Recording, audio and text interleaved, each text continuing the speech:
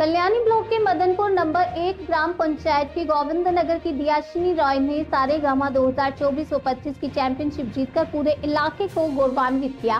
संगीत और नृत्य से जुड़े परिवार में जन्मी दियाशिनी के पिता देवानंद रॉय एक संगीतकार हैं, जबकि उनकी मां अर्पिता रॉय एक नृत्यशनी है और उनकी अधूरी इच्छाओं को बेटी के माध्यम से पूरा करने के लिए माता पिता ने उसे बचपन से ही संगीत की ओर प्रेरित किया।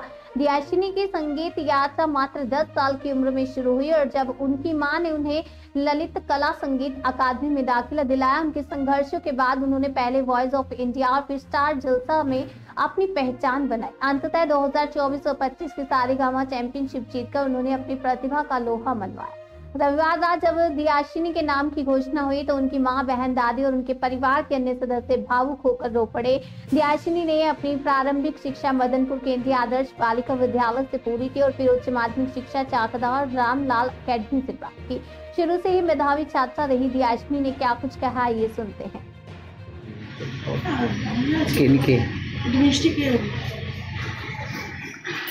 কেমন লাগছে দিয়াশিনী যে প্রথম হয়েছে গানে? ভালো লাগছে। আপনার কেমন হয়েছে? আপনি কে হন দিয়াশিনী? আমি দিয়াশিনীর ছোট দিদা। ছোট দিদা? তা কেমন হয়েছে? খুব ভালো হয়েছে। ভালো হয়েছে? হ্যাঁ, খুব ভালো লাগছে, কি বলবো। আপনি টিভিতে দেখেছেন? হ্যাঁ, কালকে দেখলাম এখানটা। হ্যাঁ, কেমন লাগছিল মনের মধ্যে? যেতে পারিনি ফাইনালের দিন। ও যেতে পারেননি? না। কেমন লাগলো আপনার? খুব ভালো লাগছে। আপনার ভালো, কি বলবো আর। আর আপনার নাম? আমার নাম বনানী ঘোষ।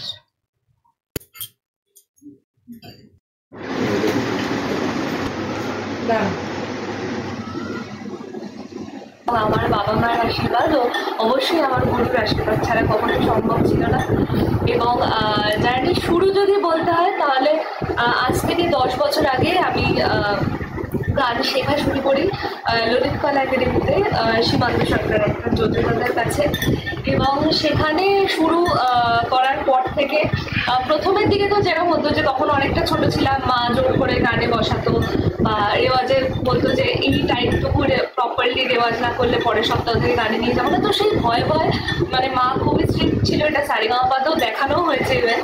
তো সেই ভয় প্রথমে আমি রেওয়াজ নিয়ে বসা সমস্ত কিছু করলাম, কিন্তু ওই হয় যে 1.5 বছর 1 বছরের মাথায় গিয়ে বসতে মানে রেগুলারলি বসতে বসতে আমারও ধীরে ধীরে ভালো লেগে গেল গান বাজনাটা, এমনই একটা জিনিস। তো তারপর থেকে আর মাকে বলতেও হয়নি, তারপর থেকে আমি নিজেই গান নিয়ে বসতাম এবং সমস্ত রেওয়াজ পত্র আমি রেগুলারলি করতাম।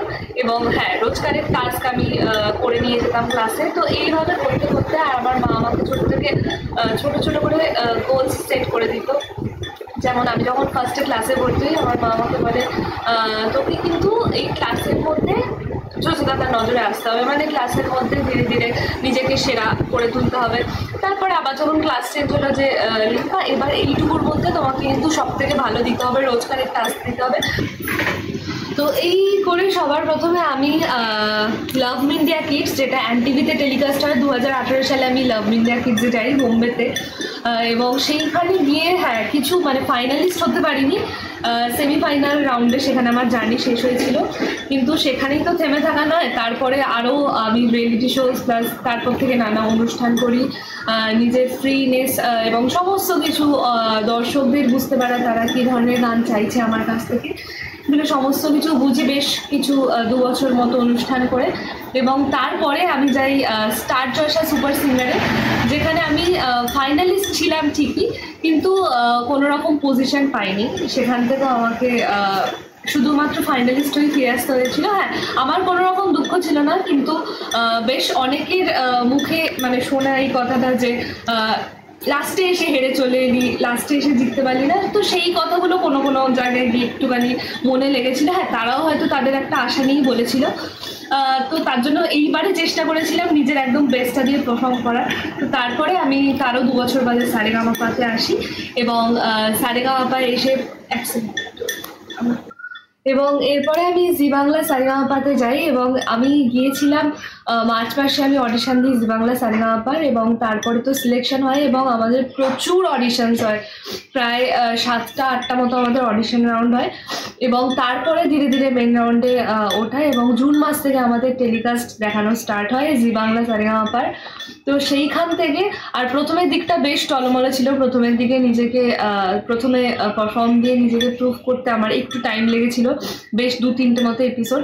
তারপরে গিয়ে আমি নিজের বেস্টটা দিতে পারি এবং জাজেসরা তারপরে আমার সেই ইমপ্রুভমেন্টটা সারেগামাপায় থাকাকালীনের যে ইমপ্রুভমেন্টটা সেটা থেকে খুব অ্যাপ্রিসিয়েটও করেন।